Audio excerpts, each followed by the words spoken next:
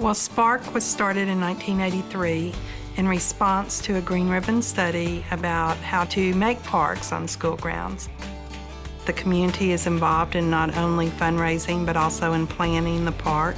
Our only rule with Spark is that there must be pedestrian access after school and on the weekends for the community to use the park. We are a nonprofit, so we raise money from the private sector, and we get federal community development block grant funds for some of the parks that are in low-income neighborhoods. We want each child to be a part of the finished product. All of our schools are given a goal of raising $5,000. Some schools can do that in one day. Other schools work all year.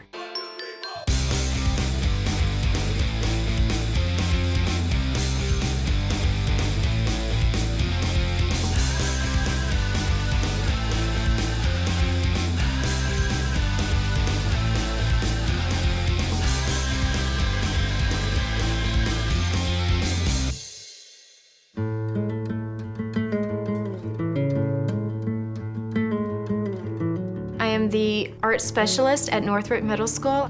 Our budget for the school year is just over $1,000, and that's between 2 teachers, and we teach roughly 285 kids per teacher.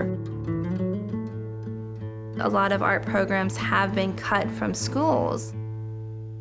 We make choices based on budget, just like we all do. So I do a lot of fundraising on my own, a lot of grant writing, and trying to raise the money to get interesting supplies. Well, I remember being in the office and getting a call from Charming Charlie about a project using damaged materials. I knew what Charming Charlie meant. It meant bling and it meant glitz. And I just knew that kids would be so excited getting their hands in a box of jewelry and earrings and everything and doing something with it. I didn't know what. And I remember saying, don't give this project to anybody else. Let me think about it.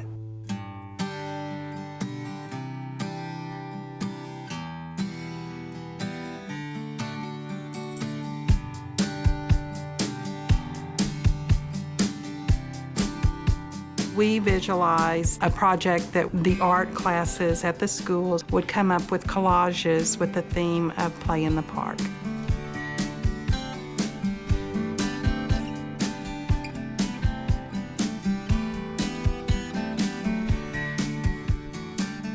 This project gives our children an additional opportunity to create a visual art project under the direction of their teacher. This really is an opportunity to provide something that we otherwise wouldn't have at all. When we first received the box of jewels, first I had to keep my office staff away because I think everybody was like, oh my gosh, let me look through that. No, this is for the children. The kids that I teach, they're my life skills and special needs kids. They're not any different from any other kid.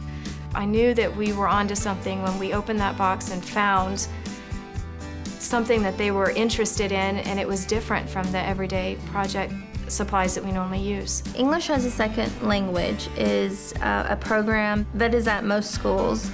It is for children whose first language is not English. What I wanted to do was to take the jewels from Charming Charlie and use it as a language building activity, as well as an art activity.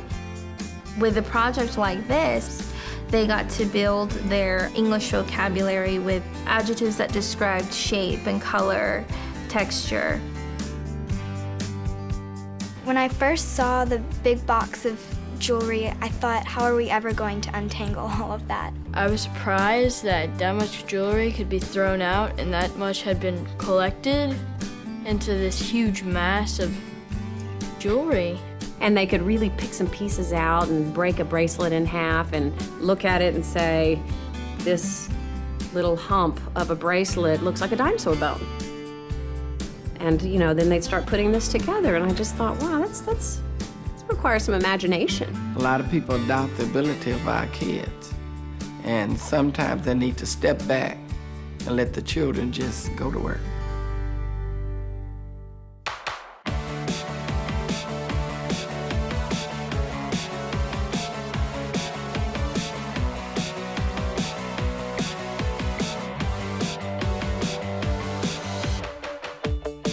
We just sketched it out first, and then we started adding little pieces of jewelry, and then it just got amazing.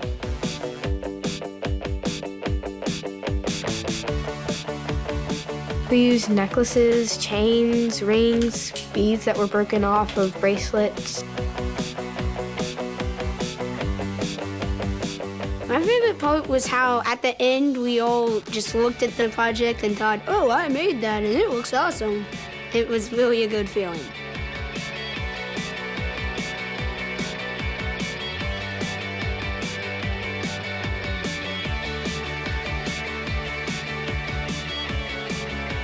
It's a group effort, so everyone's gonna get to have their own little part in it.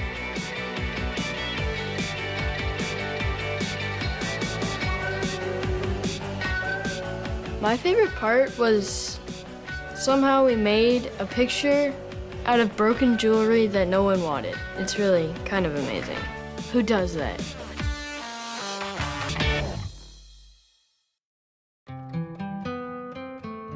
When we started getting the first projects back, I would bring people into my office and I would say, oh my gosh, these are gonna sell for thousands of dollars. I mean, I can see this in an apartment in New York City.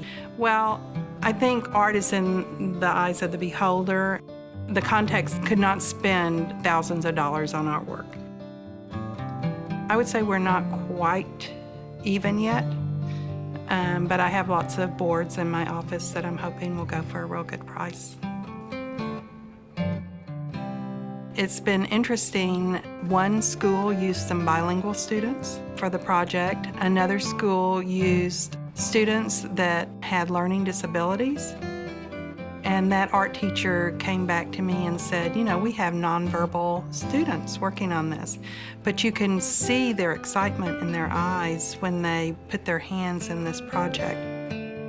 This project was initially intended to kind of supplement for the art program that's not here. We knew that this was going to be more than that because of the excitement of the children. We knew that when we had parents coming up to us after school saying, my child has been talking about the art that they're doing in class, it was something that was validating students and making them feel like they could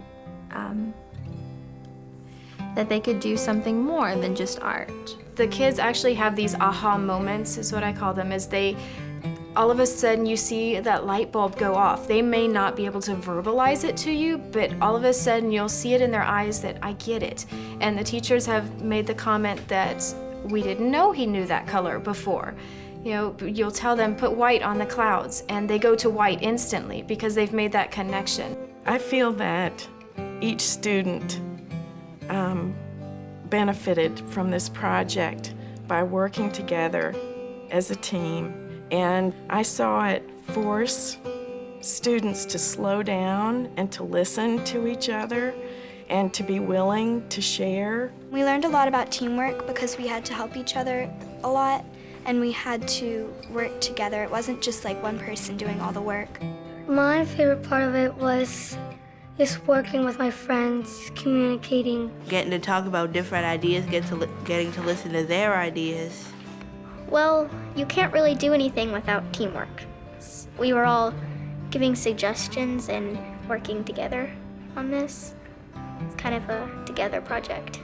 I think it's really good that I got to give back, and I think it was really amazing that we got to use stuff that would have been thrown away to make a whole new beautiful piece of artwork.